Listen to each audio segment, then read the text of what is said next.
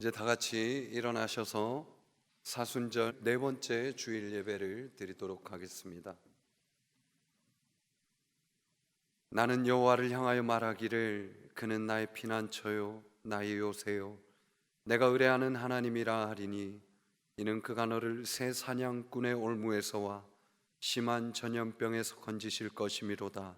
그가 너를 그의 깃으로 덮으시리니 네가 그의 날개 아래에 피하리로다. 아멘.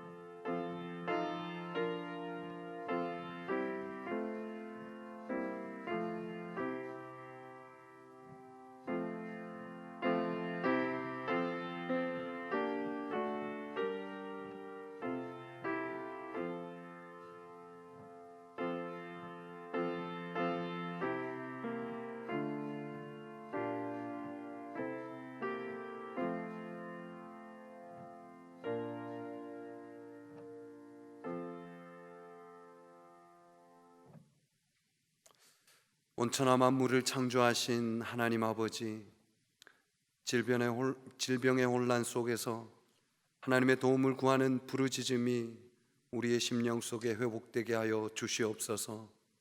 주님만이 이 모든 어려움을 이기게 하시는 분이심을 기억하게 하시고 각자의 주어진 자리에서 예배하며 주님의 임재를 경험하게 하여 주시옵소서. 예수님의 이름으로 기원하옵나이다.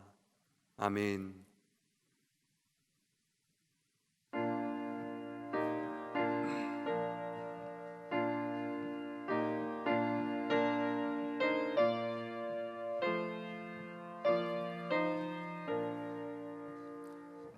이 천지간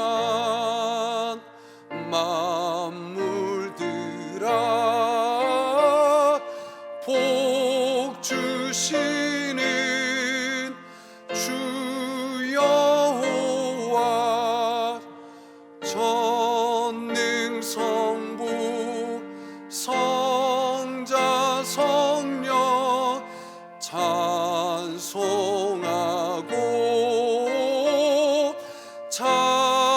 찬송하세.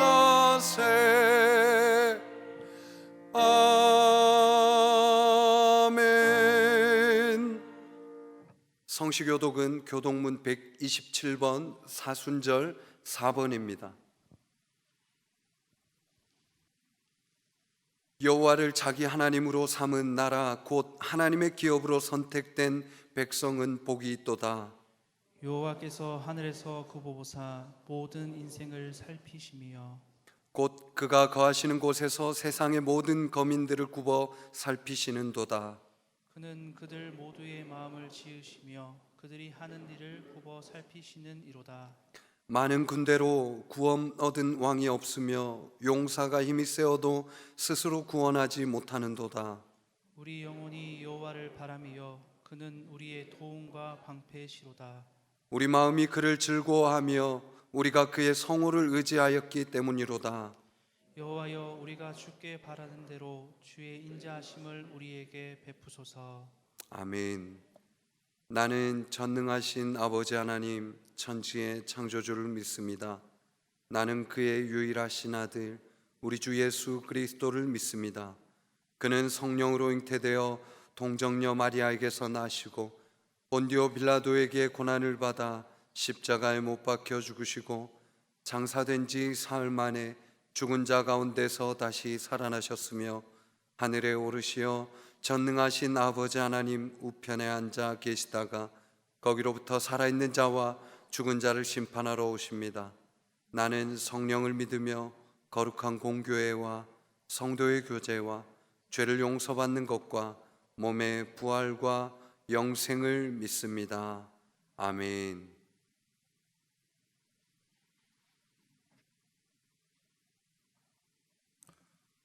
우리의 소망이 되시는 하나님 아버지, 거룩한 주일을 맞이하여 온 성도가 마음과 정성을 다하여 하나님께 예배를 드리는 귀한 시간을 가져야 하지만 우리들의 발걸음이 바이러스로 인하여 성전을 향하지 못하는 안타까움 속에 있습니다. 참으로 예배가 귀하고 소중한 것임을 알게 하는 시간들이 되게 하여 주시고 항상 주님 뜻 가운데 있게 하여 주시옵소서. 비록 지금은 영상 예배를 드리지만 하나님의 크신 은혜가 있게 하시고 참된 소망을 주시는 하나님을 바라보는 믿음이 더욱 강건해지게 하여 주시옵소서. 이 시간 말씀 전하시는 목사님께 지혜와 능력과 성령의 충만함을 더하여 주시어 주님께서 맡겨주신 귀한 사명을 감당하는 데 조금도 부족함이 없게 하시옵소서. 우리의 연약함을 아시는 긍휼의 하나님, 이 세상을 살아가면서 감사와 평안보다 염려와 불평, 불만이 가득했던 삶이었음을 고백합니다.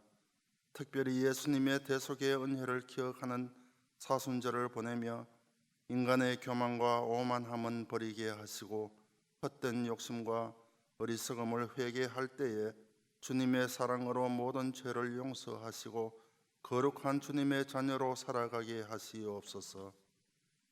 덜불처럼 번지고 있는 코로나 바이러스로 인하여 온 세상이 고통과 깊은 탄식으로 두려움과 절망 가운데 살아가고 있음을 기억하여 주시옵소서.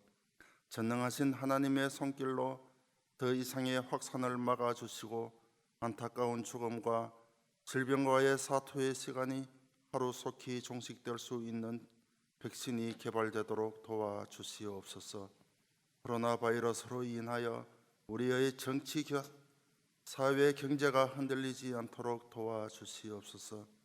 어려운 시기에 사랑과 긍휼의 마음으로 봉사하는 봉사자들과 방역과 치료를 위하여 밤낮으로 수고하는 의료진들에게 힘과 능력을 허락하여 주시어 그들의 수고와 그들의 노력이 헛되지 않도록 도와주시옵소서.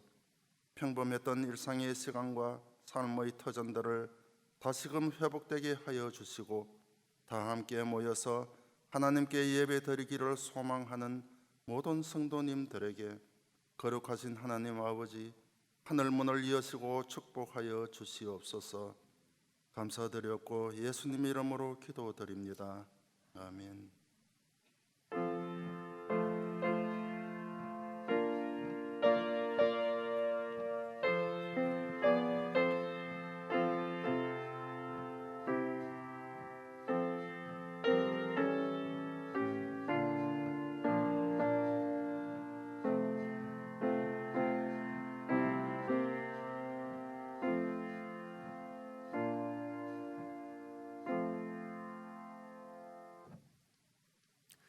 오늘 우리에게 주시는 하나님의 말씀은 신약 성경 마태복음 16장 21절에서 28절까지의 말씀입니다. 하나님의 말씀을 봉독하겠습니다. 하나님의 말씀입니다.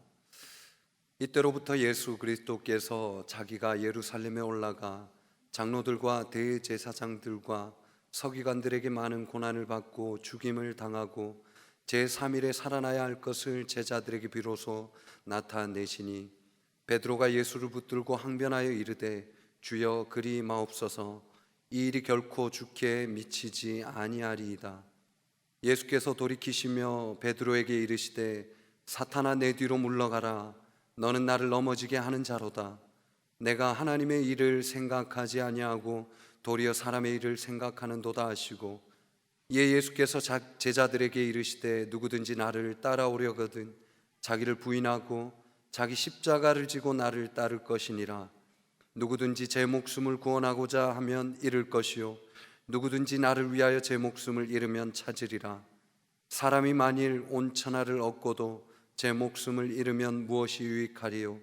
사람이 무엇을 주고 제 목숨과 바꾸겠느냐? 인자가 아버지의 영광으로 그 천사들과 함께 오리니 그때 각 사람이 행한 대로 갚으리라. 진실로 너희에게 이르노니 여기 서 있는 사람 중에 죽기 전에 인자가 그 왕권을 가지고 오는 것을 볼 자들도 있느니라. 아멘.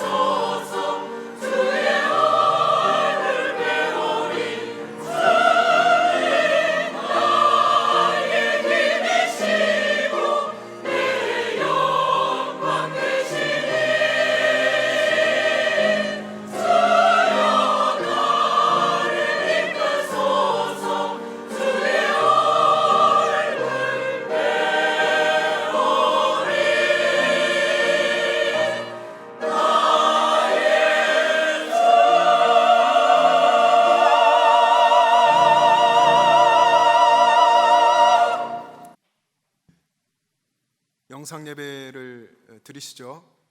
그리고 가정에서 가족들이 모여서 가정 예배를 드리시고 또 삶의 예배를 통해서 여러분 특별히 이 사순절기에 또 코로나의 어려운 이 상황 속에서 주님이 주신 은혜를 더 깊이 누릴 수 있기를 주님의 이름으로 축복합니다. 오늘 이 예배 속에 하나님께서 우리에게 은혜 베풀어 주시길 원합니다. 예수님 당시에 예수님 시대의 앞뒤를 이렇게 기록했던 요세푸스라고 하는 역사가가 있었습니다. 그 요세푸스가 기록한 역사에 의하면 예수님 활동하시던 그 바로 전 시대에 전때에 갈릴리에 아주 큰 사건이 있었습니다. 그 사건이 뭐냐면 유다라고 하는 그 지도자를 중심으로 유대인들이 로마 제국에 반란을 일으킨 겁니다. 그래서 로마 제국에서는 마리우스라고 하는 장군을 보내서 이 반란을 진압하게 되는데요. 그때 약 2,000명 정도나 되는 유대인들이 포로로 잡혔습니다. 물론 이 전쟁을 통해 많은 사람이 죽었겠지만 그 외에도 2,000여 명이 포로로 반란군이 잡혔는데 이 잡은 포로 2,000여 명을 십자가형에 처했던 것입니다. 갈릴리 지역에 2,000여 개의 십자가를 매달고 거기에 사람들을 못 박아서 죽였던 것입니다.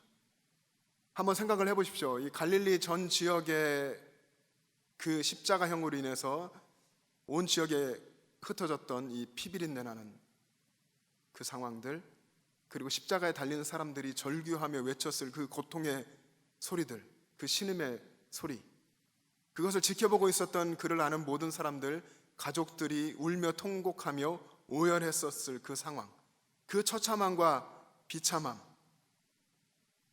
한두 사람이 아니고 2,000명이나 되는 사람을 갈릴리 지역에 못 박았었던 이 공개 처형의 장면 속에서 아마 이것을 본 갈릴리 사람들은 얼마나 이 로마 제국이 그리고 이 십자가형이 무서운 것인지 처참한 것인지 얼마나 잔인한 것인지를 그들 깊이 느꼈을 것입니다. 유대인들이 그랬을 것이고 특히 갈릴리 사람들이 더 그렇게 깊이 뇌리에 새겨졌을 거라 생각합니다. 십자가는 정말로 잔인하고 끔찍하고 처참하고 두려운 형벌로 기억된 것입니다. 예수님의 제자가 12사람이죠. 이 예수님의 12명의 제자 중에서 가론 유다를 제외하고 나머지 11명의 제자는 갈릴리 지역 출신입니다. 그러니까 오늘 예수님께서 본문에서 말씀하시는 것이, 제자들에게 말씀하시는 것이 그 당시에 어쩌면 그 정말 잔인하고 처참했던 이 장면을 직접 목격했거나 전에 들었을 이 제자들에게 예수님께서 십자가를 지고 나를 따라와라 하고 말씀하고 계신 겁니다. 이 말씀을 듣는 제자들의 마음이 어땠을까요? 마태복음 10장에서 동일한 내용을 기록하고 있는데 여기에서는 예수님의 말씀이 좀 더 강한 어조로 기록되어 있습니다. 자기 십자가를 지고 나를 쫓지 않는 사람, 자기 십자가를 지고 예수님을 쫓지 않는 그 사람은 내게 합당하지 않다, 예수님께 합당하지 않다라고 말씀하십니다. 그러니까 십자가를 지지 않고는 예수님을 따라올 수 없다 하는 것이고, 예수님을 따르려면 누구든지 자기 십자가를 지고 자기가 죽고 예수님을 따라와야 한다 하는 강한 메시지를 예수님께서 주시는 것입니다. 제자들의 입장에서는 정말 제자들이 피하고 싶고 정말 그렇게 하고 싶지 않은 바로 그것, 그 십자가를 지는 그 일을 가장 피하고 싶고 가장 두려운 그것을 하라라고 예수님이 말씀하시는 겁니다. 어쩌면 우리 이 시대에도 우리가 예수님을 따라간다고 하는 것, 제자들의 시대 때나 마찬가지로 가장 어쩌면 하기 싫은 것, 내가 세상에서 정말 안 했으면 싶은 것, 피하고 싶은 것, 꺼려지는 것, 이것을 하는 것이 어쩌면 진짜 예수님을 따르는 것이고 그것이 신앙인 경우가 많을 것입니다. 여러분, 십자가가 여러분은 어떻게 느껴지시나요? 여러분, 십자가 하면 무엇이 떠오릅니까? 우리가 살고 있는 이 시대에 십자가는 정말 친숙해졌습니다. 너무나 우리에게 가까이 와 있습니다. 그래서 별 느낌 없이 십자가를 대하게 되죠. 예배당에 있는 십자가, 또 병원에도 십자가가 있고 앰뷸런스에도 우리 지나가는 차 속에서도 그렇게 보기도 합니다. 또 여러분 자동차 안에도 십자가 목걸이, 또 주변의 사람들의 귀걸이나 목걸이 이런 데에 십자가가 많이 있어서 우리 흔하게 봅니다. 십자가는 우리의 삶에 그렇게 너무나 친숙하게 가까이 다가와 있습니다. 그러나 그럼에도 불구하고 안타깝게 느껴지는 것은 십자가가 우리에게 친숙하게 느껴지고 가까이 다가와 있지만 십자가의 그 진정한 의미를 우리가 잃어버렸기 때문입니다. 그래서 우리는 십자가에 대해서 사실 쉽게 이야기하죠. 십자가에서 나는 죽었다. 나는 십자가만 자랑한다. 이렇게 쉽게 이야기합니다. 그러나 십자가 고난이 어떤 것인지 제대로 아는 사람은 십자가에 대해서 쉽게 이야기하지 않습니다. 자기의 십자가를 지고 예수님을 따라간다는 것이 무엇인지를 제대로 생각해보고 묵상하고 그것을 이해하고 아는 사람은 십자가를 지는 것에 대해서 쉽게 장담하지 않을 것입니다. 여러분, 베드로를 한번 생각해 보십시오. 베드로는 십자가 앞에서 장담했습니다. 어떻게 장담했습니까? 여기 곁에 있는 예수님 이 곁에 있는 다른 제자들이 다 예수님을 버릴지라도 저는 결코 예수님을 버리지 않겠습니다. 주님, 제가 주님과 함께 죽을지언정 주님을 부인하지 않겠습니다. 주님, 저는 주님을 위해서 제 목숨을 버리겠습니다. 주님을 살릴 수만 있다면 저는 제 목숨을 버릴 것입니다. 이렇게 호언장담했습니다. 그런데 실제로 어떻게 됐습니까? 하나님의 때가 이르러서 정말로 예수님이 체포되시고 십자가의 고난을 받고 십자가에 달리시기 전에 이런 상황을 맞이할 때에 베드로는 예수님을 부인하고 저주했습니다. 이 사건 때문에 우리는 베드로를 실패한 제자라고 말하기도 합니다. 어쩌면 여러분 그렇게 말은 안 했어도 마음속으로 베드로 어떻게 저럴 수 있어? 라고 손가락질하고 나는 저러지 않을 거야 라고 생각했을지 모릅니다.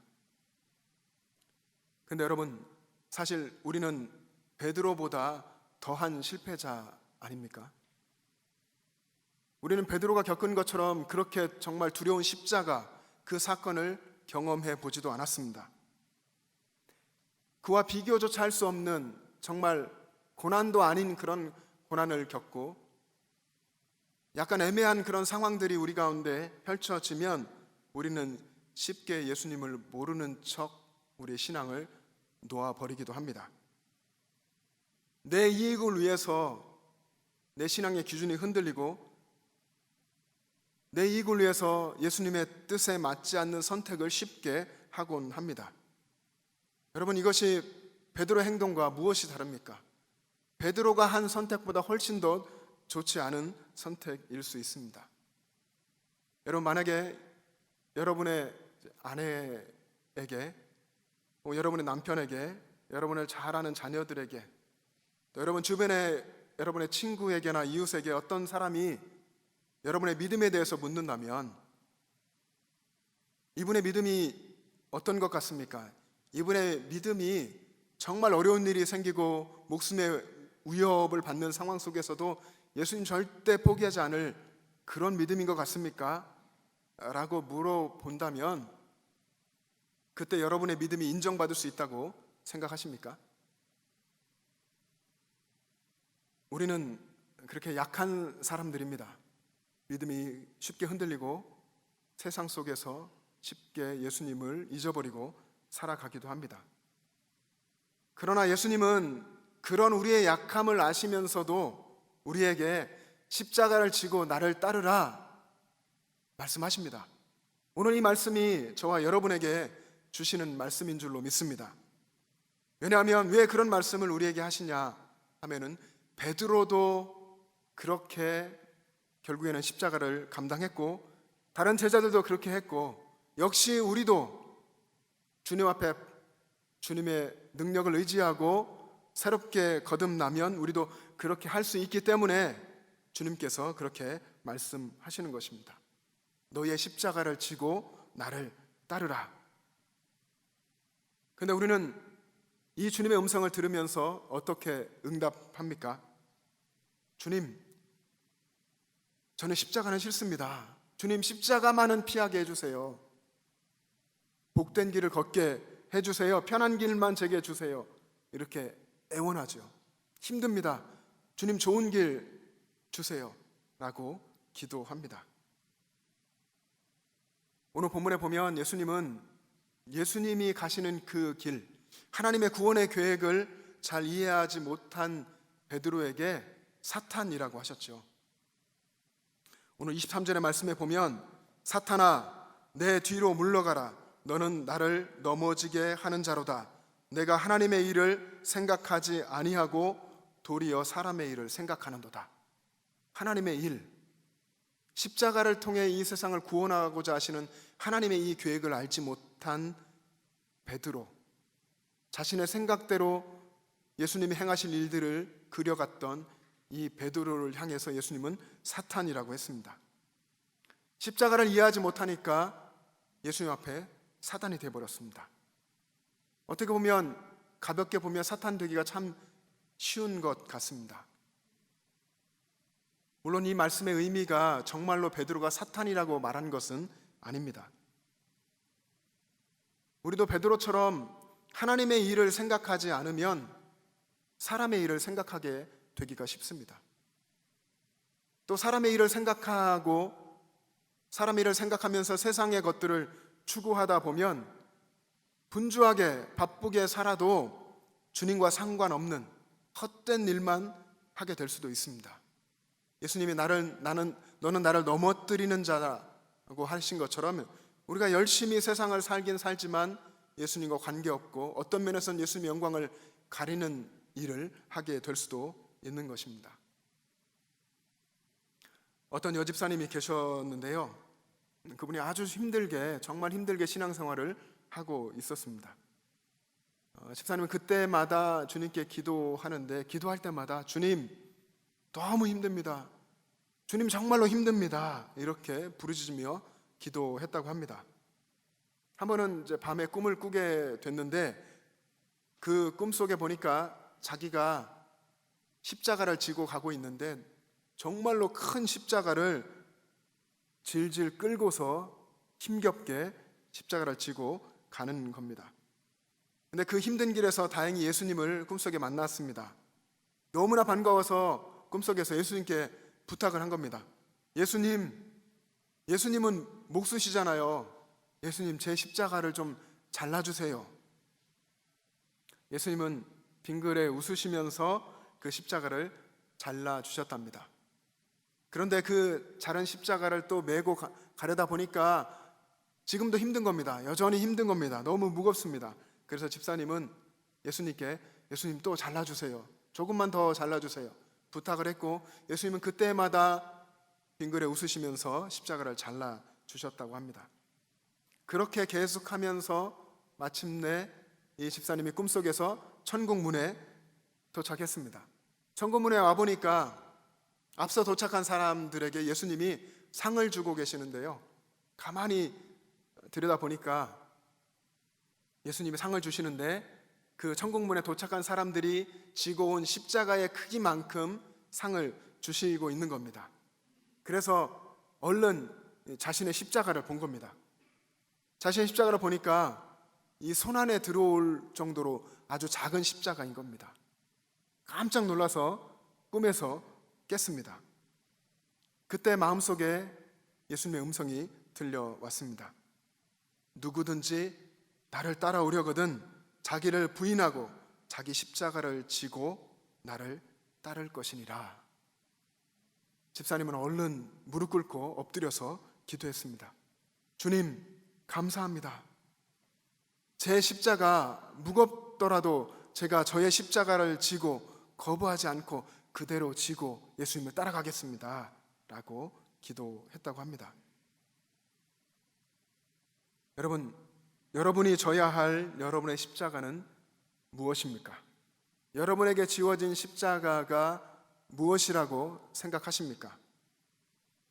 병들어 고생하거나 또 몸이 약해져서 힘이 들거나 또 요즘 코로나19의 상황 속에서 경제적으로 너무 힘들어서 어려움을 겪고 있는 이런 상황, 또 이런저런 여러 가지 삶의 고난 속에서 그것이 십자가라고 생각하고 있지는 않습니까?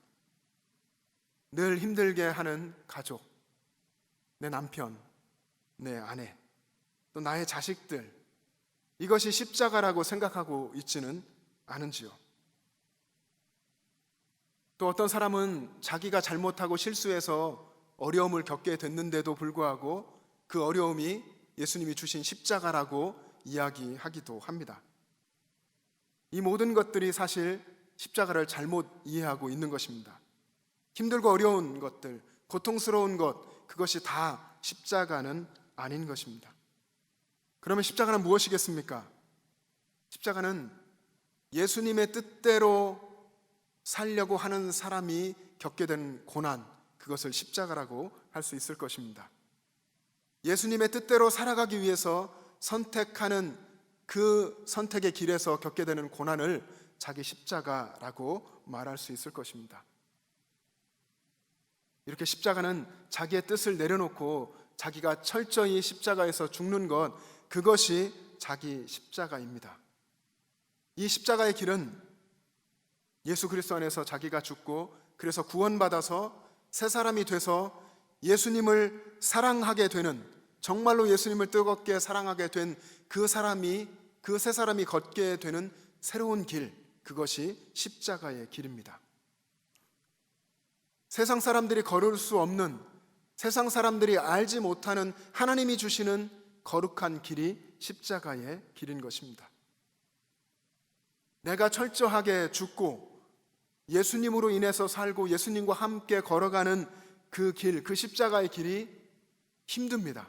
힘들지만 그 길에는 기쁨이 있고 감사가 있고 즐거움이 넘칠 것입니다. 분명 고통스럽지만 결코 고되지 않은 그 길이 내게 주신 십자가의 길입니다. 자기를 부인하고 예수님을 따라가는 행복한 그 길이 십자가의 길입니다. 이 십자가의 길을 모르는 세상의 사람들은 세상과 적당하게 타협하며 삽니다. 여기에서는 이렇게 살고 또 저곳에 가서는 저렇게 살고 또 교회에 와서는 경건한 모양으로 살고 세상에 가서는 세속적인 기준으로 살아갑니다. 편리한 대로 살아가고 있는 것입니다. 이런 타협하는 곳에는 결코 십자가가 없습니다. 예수님은 오늘도 십자가에서 자기 자신이 죽고 자기 십자가를 지고 길을 걸어가는 그 사람을 찾고 계십니다. 세상과의 타협을 거부하고 예수님이 가신 그 십자가 승리의 길을 묵묵히 걸어가고자 하는 그 사람을 예수님께서 찾고 계십니다. 사랑하는 영천제일 가족 여러분, 여러분들이 바로 이런 사람 되기를 원합니다. 고통스럽고 고되고 힘들어 보여도 그 길에 들어서면 주님과 동행함 속에 행복이 있고 기쁨이 있고 감사가 있고 하늘에 즐거움이 있는 줄로 믿습니다. 경북 청송에 유명한 청송 교도소가 있죠. 아주 오래전에 제가 보고 스크랩해놨던 기사인데 청송 교도소에 관련된 기사가 있었습니다. 여기에서 수감 생활을 마친 두 사람의 이제 추록수가 있었는데 같은 날에 이제 추록을 하게 됐습니다. 한 사람은 10년의 수감 생활을 했고 또 한 사람은 7년을 하게 됐는데 두 사람이 추록을 했습니다. 한 사람은 40대 후반, 한 사람은 30대 후반이었는데 이 두 사람이 추록한 후에 한 행동이 있습니다. 길이 3m가 되는, 사람 키보다 훨씬 크죠. 3m가 되고 무게가 20kg나 되는 십자가를 지고 청송교도소에서부터 서울까지 그 십자가를 지고 행진한 겁니다. 고난의 그 십자가의 길을 만들고 걸었던 것이죠. 이 두 사람이 추록하자마자 그렇게 이 행동을, 십자가를 지고 걷는 행동을 하게 된 이유가 있습니다. 그들이 처음으로 세상에 이제 나와서 첫걸음을 디디면서 나는 절대로 옛날 삶으로 돌아가지 않겠다. 이제 이 십자가를 지며 새로운 삶을 살겠다 하는 이 결단을 많은 사람들 앞에 보여주려고 했던 것이고, 그래서 옛날에 그 동료들이 다시 내게 와서 유혹하지 말라는 것, 그리고 옛 동료 그 사람들도 새 삶을 살고 새 길을 걸었으면 좋겠다 하는 이 메시지를 전하려고 했던 것입니다. 그 두 사람은 인터뷰에서 이렇게 이야기했습니다. 저희들은 죽으면 죽으리라는 각오로 이 고난의 길, 이 십자가의 길을 걸었습니다. 이 길을 시작했습니다. 이제 앞으로는 장애우들을 위해 봉사하는 삶을 살고 싶습니다 라는 결단을 이야기했습니다. 대단한 사람들이죠. 대단한 결단력과 의지가 있는 사람들입니다. 자기 십자가를 지고 새 삶을 살고 싶어 했던 사람들입니다. 그날 이후에 그들의 두 사람의 삶이 어땠는지는 잘 모르겠지만 이 십자가의 길을 대단한 결단으로 걸었던 사람들이면은 분명합니다. 하지만 우리가 기억해야 할 것은 이 십자가의 길은 결단만으로 걸어갈 수 있는 길이 아니라고 하는 것입니다. 결단으로 갈 수 있는 십자가의 길이 아닙니다. 만약에 우리가 결단으로 십자가의 길을 가려고 한다면 우리가 세상의 어떤 여러 가지 일들을 경험하여서 결단이 흔들릴 때 우리의 모든 것, 우리의 신앙도 다 흔들려 버리고 넘어지고 쓰러지고 베드로처럼 예수님을 부인하고 저주하고 결국 그 길에서 실패하게 될 것입니다. 십자가의 길은 자기 자신이 죽고 예수님과 더불어 살면서 예수님을 사랑하는 마음으로 가는 길입니다. 저와 여러분의 마음속에 나를 살려주신 예수님을 사랑하는 그 뜨거운 마음이 있기를 간절히 바랍니다. 그래서 그 마음으로 예수님의 십자가 그 승리의 길을 따라갈 수 있기를 간절히 바랍니다. 제가 청소년 시절에 감동적으로 읽은 기독교 고전이 있습니다. 그 중에 하나가 토마스 아켄피스의 그리스도를 본받아라는 책인데 너무 이제 깊이가 있고 어려워서 사실 읽고 또 읽은 적이 많이 있었습니다. 그러면서 정말 마음에 깊이 이해는 청소년이라 하지 못하더라도 뭔가 마음속에 감동으로 다가오는 것들을 노트에 적곤 했었는데요. 그 책에 이런 내용이 있었습니다. 십자가에 대한 이런 글이 있었습니다. 예수님에게는 그의 왕국, 하나님 나라를 사랑했던 사람들은 많았지만 그의 십자가를 같이 짊어진 사람은 거의 없었습니다. 예수님의 위로를 받고자 하는 사람은 많지만 예수님을 위하여 고난의 쓴 잔을 마시는 사람은 거의 없습니다. 그리스도인은 십자가에서 도망칠 수 없습니다. 십자가를 피한다면 이미 그리스도를 따르는 자가 아닙니다. 당신이 밖으로 도망쳐도 거기 십자가가 있고 안으로 숨어도 거기에서 십자가를 볼 것입니다. 위로 올라가도 십자가가 기다리고 밑으로 파고들어도 십자가가 있을 것입니다.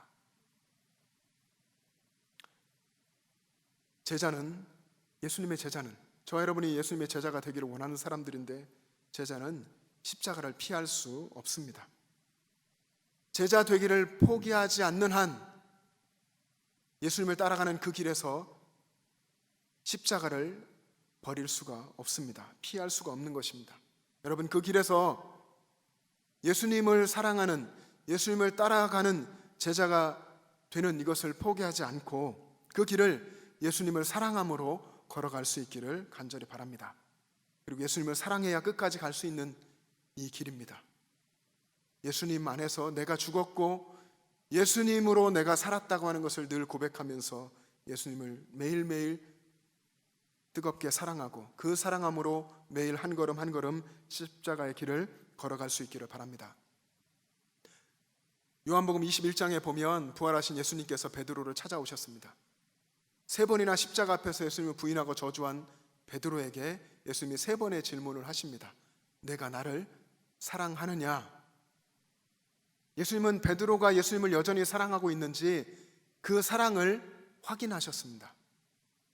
예수님이 주신 그 사명의 길, 그 십자가의 길을 걸어가는 데 필요한 것은 예수님을 사랑하는 것이다 하는 것을 알려주신 것입니다. 사랑하는 영천제일 가족 여러분, 우리 모두가 예수님을 사랑함으로 주님 주신 그 십자가의 길을 끝까지 걸어갈 수 있기를 원합니다. 그 십자가의 길을 예수님을 사랑하며 예수님의 뒤를 따르며 또 예수님과 동행하면서 그 길을 걸어서 최후의 승리를 얻게 되시기를 주님의 이름으로 축복합니다. 기도하겠습니다.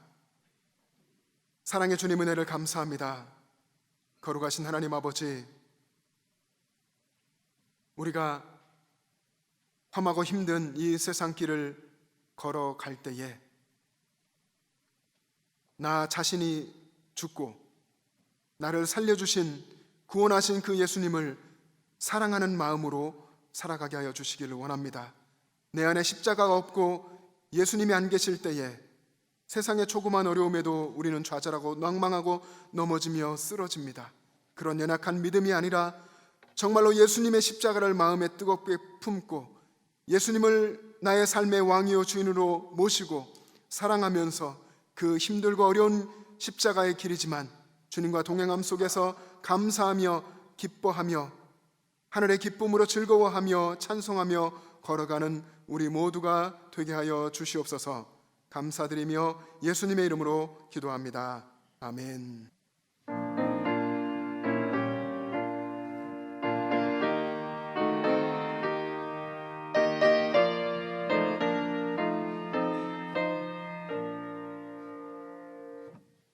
얼굴이 산 위에 십자가 섰으니 주가 고난을 당한 표라. 험한 십자가를 내가 사랑함은 주가 보혈을 흘림이라. 최후 승리를 얻기까지 주의 십자가 사랑하리. 빛나며 멸류관 받기까지 험한 십자가 붙들겠네. 멸시천대 받은 주의 십자가에 나의 마음이 끌리도다. 귀한 어린 양이 세상 죄를 지고 험한 십자가 지셨도다. 최후 승리를 얻기까지 주의 십자가 사랑하리. 빛난 멸류관 받기까지 험한 십자가 붙들겠네. 험한 십자가에 주가 흘린 피를 믿는 마음으로 바라보니 나를 용서하고 내 죄 사시려 주가 흘리신 보혈이라. 죄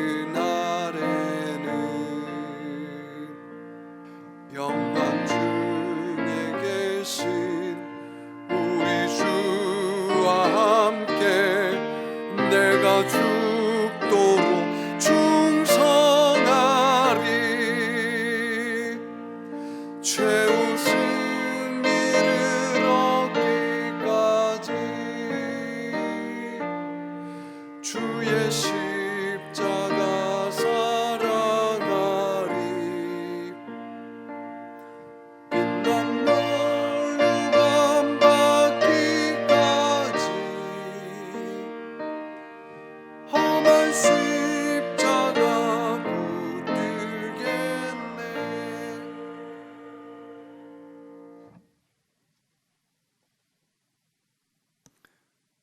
사랑의 하나님 아버지, 하나님의 크신 은혜를 감사합니다.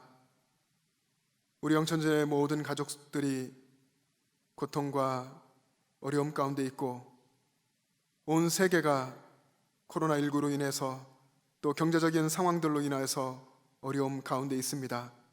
온 세상의 주인 되신 주님, 이 땅의 모든 믿는 사람들 그들의 삶과 심령 속에 주님의 성령으로 임재하여 주셔서 위로하여 주시고 주님께서 주시는 하늘의 새 힘과 하늘의 용기로 삶 가운데 참된 예배자로 살아가며 주께서 회복시켜 주실 날을 기대하며 살아가게 하여 주시길 원합니다.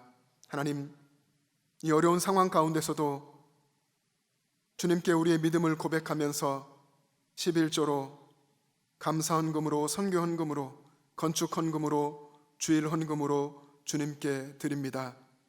주님, 이 예물과 우리 모든 이들의 마음을 주께서 받으시고 하나님 나라의 귀한 사역들이 하루도 중단되지 아니하고 우리 교회의 모든 영역들 속에 성도님들의 삶 속에 이 모든 세계 위에 이루어지게 하여 주시옵소서. 우리들 모든 사람들의 믿음이 한순간도 흔들리지 아니하고 선하신 주님의 인도하심을 늘 구하며 그 뜻을 따라 살아갈 수 있는 우리의 삶이 되게 하여 주시옵소서. 특별히 육신의 연약함과 고통과 질병 가운데 경제적인 가난함 속에 주님께 부르짖는 모든 영천교회의 성도들 하나님께서 위로하여 주시옵시고 하늘의 평안을 허락하여 주시옵소서. 감사드리며 예수님의 이름으로 봉헌 기도 드리옵나이다. 아멘. 오늘 우리가 사순절 네 번째 주일 예배를 드리고 있습니다. 모여서 예배 드리지 못하는 상황 속에서 벌써 네 번째 사순절이 되었는데요. 사순절 네 번째 주일이 되었는데 사순절이 점점 진행되어 가면서 여러분들 더욱 예수님을 깊이 묵상하고 예수님의 십자가를 여러분 가슴속에 더 깊이 새기고 그래서 여러분의 신앙이 더 깊어지는 시간들 되시기를 원합니다. 지난 한 주간을 살아오면서 여러분 참 고생이 많으셨습니다. 수고하셨습니다. 조금 더 참으시고 더 기도하시고 더 주님의 은혜를 사모하는 시간들이 되기를 원합니다. 지난 주 중에 유초 중고 개학이 2주 연기되는 것이 발표됐습니다. 자녀들을 유초 중고등학생 자녀들 두신 부모님들이 정말 힘들고 어려우실 텐데 더 인내하시고 또 이 시간이 유익한 시간이 될 수 있도록 더 하나님 앞에 서시고 가족들이 모여서 함께 예배하시고 기도하시면서 용기를 내시길 바랍니다. 그리고 성도님 한 분 한 분들 코로나19의 예방과 확산 방지를 위해서 더 힘써 주시기를 바랍니다. 많은 사람들이 코로나로 인해서 고통당하고 또 죽어가고 있는데 반면에 또 사람들에 의해서 고통당하고 죽어가고 있던 이 피조 세계, 자연이 다시 숨쉬게 되고 또 살아나고 회복되는 일들이 일어나고 있다고 합니다. 중국의 대기가 깨끗해지고 이탈리아의 강들이 회복되고 야생 동물들이 살아나는 일들이 지금 세계에서 일어나고 있다고 합니다. 그동안 얼마나 인간의 욕심이 이 피조 세계를 파괴하고 있었는지를 증명하고 있는 거나 마찬가지입니다. 이 상황 속에 너나 없이 우리가 다 고통과 어려움 속에 있는데 우리도 이 고통을 겪으면서 하나님 안에서 회복되기를 원합니다. 하나님과의 관계가 회복되고 우리 사람이 하나님과 가져야 할 이 화목의 관계가 회복되고 또 사람과 사람의 관계가 회복되기를 원합니다.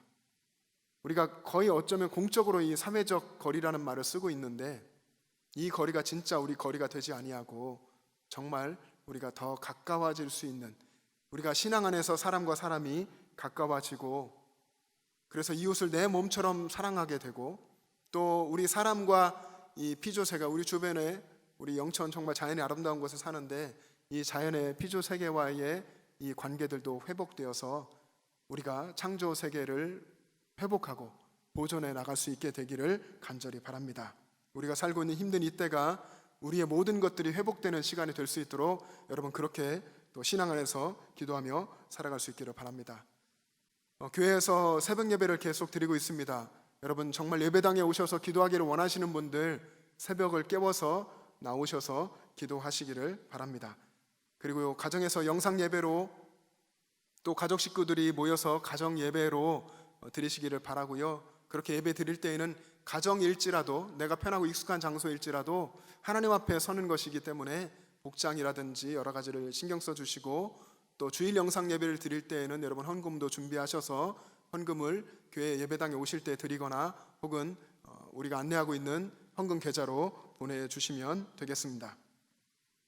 우리가 일상의 소중함을 깨닫게 되는 시간인 것 같고 또 모여 드리는 예배가 얼마나 소중한 것인지를 깨닫는 시간인 것 같습니다. 그래서 신앙이 더 단순해지기도 하고 신앙이 더 또 깨끗해지고 깊어지는 시기가 지금이 아닌가 하는 생각을 합니다. 여러분들과 여러분 가족의 모든 식구들, 영천제일의 모든 가족들이 이 시간 속에서 그렇게 신앙이 깨끗해지고 또 회복될 수 있기를 주님의 이름으로 축복합니다. 여러분 한 주간도 예수님과 동행하며 승리할 수 있기를 주님의 이름으로 축복합니다. 기도하겠습니다. 이제는 우리를 위해서 십자가에서 생명을 내어주시고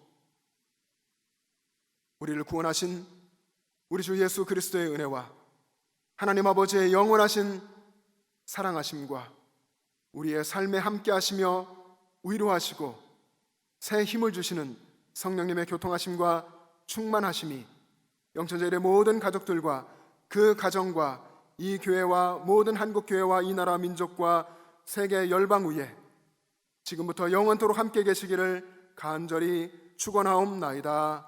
아멘.